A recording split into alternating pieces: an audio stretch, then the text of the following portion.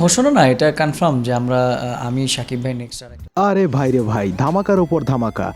নির্মাতা অনন্য মামুন আবারও তার ফেসবুক পেজে একটা ভিডিও দিয়ে এটা শেয়ার করলেন যে নেক্সট প্রজেক্টে শাকিব খানকে নিয়ে তিনি একটা করছেন নতুন সিনেমা, আর এটার নাম শের। আর এটা হতে পারে সম্ভবত অ্যানিমেটেড সিনেমা, যদিও এই বিষয়ে তিনি খুব ভালো করে কিছু বলেননি, শুধুমাত্র আমাদের একটা হালকা টাচ দিয়েছেন এই ভিডিওর মাধ্যমে। একদিকে তুফান, অন্যদিকে দরদ এবং আরও একটা সিনেমা যুক্ত হলো এর মাঝখানে, শের।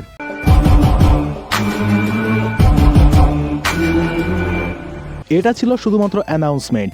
যদি এটা অ্যানিমেটেড হয় তাহলে হয়তো আমরা খুব তাড়াতাড়ি মুভিটা দেখতে পাবো, আর যদি রিয়েলিস্টিক হয় তাহলে হয়তো এই মুভিটা পেতে আমাদের একটু দেরি হতে পারে, কারণ অলরেডি তুফান এবং দরদ সিনেমা নিয়ে ব্যস্ত রয়েছেন সবাই।